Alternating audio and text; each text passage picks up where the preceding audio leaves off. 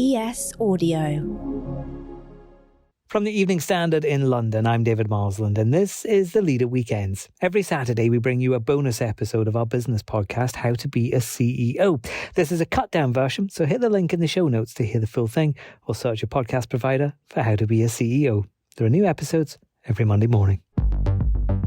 You've got to be ahead of the game, right? One step ahead of the opposition, on the cutting, no bleeding edge of technology. Innovate or die, yeah? Well, true. But what happens when you're too far ahead of your time? We were probably 5 years too early, if I'm honest. People thought we were mad. If they're, why would you put appointments online? Why would you put health information online? Nobody wants that. That just sounds like a security risk. Tom Witcher is the founder and CEO of DrDoctor, tech used by patients and clinicians to book and cancel appointments. You know those texts you get reminding you you're supposed to see your doc tomorrow? It's a pretty good chance it came from them. It uses AI and it was founded in 2012, so long before the world ever heard of ChatGPT and worried about the implications of artificial intelligence in the workforce. Chess is like a really good example here, where a human and a computer together are the ultimate chess player. It's not the computer on its own, it's definitely not the human on its own anymore, but a human and a computer together are super powerful. And that's the model I try and apply to kind of how do we leverage these things at work. I'm David Marsden from the Evening Standard. We're going to be talking about AI in healthcare and its uses and limitations for entrepreneurs. But the good thing about being early to market is, if you survive long enough, there are rewards to be reaped. DrDoctor's belated 10th birthday present this year was £10 million of funding. So that's got to be nice. The funny thing about when you raise funding is you never feel you can celebrate because it's when the real work starts. Yeah. You spend 6 months prepping it all, and then actually by the time the money's in the account, you're on to the hard of it, which is going and delivering. But yeah, it was a great sign to raise that amount of money in what is a really hard market. I think it says a lot about the belief people have in health at the moment and the traction that we had at that point. Tell me about the problem then. When did you realize it existed, and when did you realize I can fix this? Well, so the problem we solve is helping patients get hospital appointments, booking, changing, and then making sure that the appointment is appropriate and valuable, which if you've spent more than about 30 seconds in a hospital, you realize is pretty big and pretty important. It happened for me because I was working in a hospital and I was doing sort of improvement projects. So how do we improve the efficiency of the theatres? How do we make the outpatients department a bit better? And I was sat in an outpatient clinic in Coventry Hospital, kind of doing what we call a study. So watching the patients turn up for their appointments. And I watched 5 patients in a row turn up to the front desk, elderly, and they put their letters down and they were told that clinic had been cancelled. And all these patients had travelled in, they've got the bus or they've got a lift or they've taken a day off work or whatever it was. And the communication hadn't got through to them in time. So it was a wasted day for them. They were then told the next available appointment, it was going to be another 6 weeks. So it wasn't just a wasted day, but they weren't getting the care they needed. And it was, 2012, the iPhone had come out a few years before, right? The iPhone was 5 years old. It was starting to get some real traction. I'd just got one. And I was like, this thing is going to transform the way that we do health. How soon was it before you had even 100,000 people rather than 2 million? I mean, if all startups on a hockey stick curve, and we certainly have one, because it was so flat for the first bit, we won a contract with Nottingham University Hospitals 3 years in to do all of their outpatient activity. And that was a big moment, suddenly we've been doing lots of little bits in clinics all over the place. And that was our first all right, we're doing a whole hospital, QMC in Nottingham. They do 1.3 million outpatient activities a year. And we took on all of that and digitized it. That was cool. And the patient benefits and the savings they made were really helpful. And then in 2016, we won the contract with Guy's and St Thomas to do their outpatients. And that was a real turning point. We had a few, we had sort of 10 or so customers at that point, but GSTT is the biggest and best known teaching hospital in the country, arguably. I'm sure UCLH would say otherwise, and probably some of our friends further north. But that size of institution, realizing the value that we could deliver, made a huge difference. And from that point onwards, the numbers were ticking up by the millions month on month, really.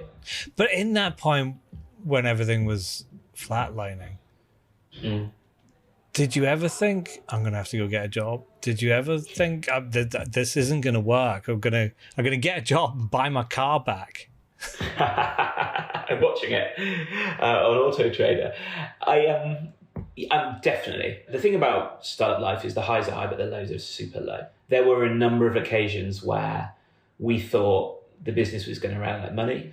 I think we've had 4 times in the business's history where we pretty much had about 3pence in the bank account and it was waiting for that next invoice to be paid.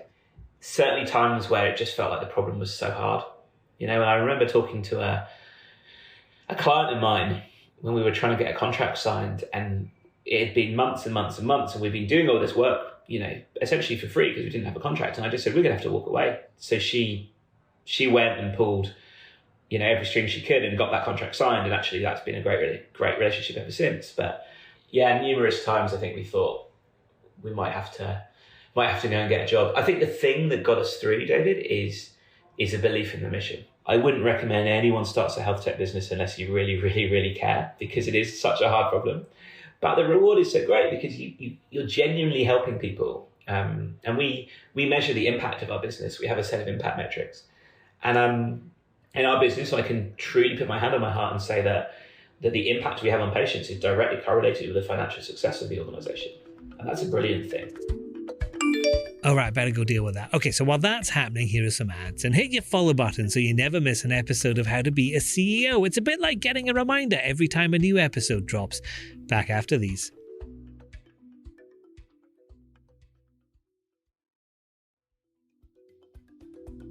I wonder if the challenge for you has changed in sense of people's perspectives and things. So when you're starting out there, you're trying to persuade people that using AI and algorithms can make this work more efficiently. But in the last year, the conversation has been about AI is taking everything over and it's a terrible thing and it's going to ruin all these things. Have you seen that change and have you had to adapt to it? Yeah, I think that the AI revolution probably has been overstated in the effect that it will have on most people's jobs. There's no doubt that if you're a software developer, AI can make you 10 times more efficient because it can help you predict the next bit of code you need to write. And I think the same is true if you're a doctor. So AI is not going to replace the job of a doctor. The job of a doctor is to help someone come to terms with their diagnoses and make sure that they have a good outcome. The diagnoses bit, AI absolutely can help with, but it can't do the human parts of medicine. If you look at the size of the NHS waiting list, we've got, 7.4 million people waiting for care. If we can use AI to better triage, better stratify, help doctors make better decisions so they can do the human part of healthcare, I think it only means a better healthcare service and a more rewarding life as a clinician, as well as kind of better outcomes as patients. So it will change things. I think it will change things for the better because it will make everything more personal and more human. And that's what we've tried to do. We've tried to build pragmatic AI into our technology such that if you're a patient, you get the right care more quickly. We're not trying to replace the doctors. We're trying to help you get to the right person so that you can have a human interaction. And how have you guys found the advancements in AI over the last 10 years? Has that made your life easier? No, I don't think it has, actually. I don't think it has. AI is everywhere, right? Like if you write an email these days, your email program tells you what the next few words are going to be. And it does make your life 10% better. But as an entrepreneur, the problems you're solving are by default new and they're edge cases. And if you're solving edge case problems, you need people to think in different ways, out of the box ways. And I think AI is brilliant. Like if you're writing a research paper or if you want to learn about a new topic quickly, ask ChatGPT and it'll help you get up to speed. The next jump needs creative human minds, often lots of them working together. What's the future for you? What's next for your company? Our aim is to move the NHS to a hybrid model where everybody gets the right care in the right place when they need it. That was Tom Witcher, CEO and founder of DrDoctor. In the meantime, head over to standard.co.uk for all the latest business news, interviews and analysis.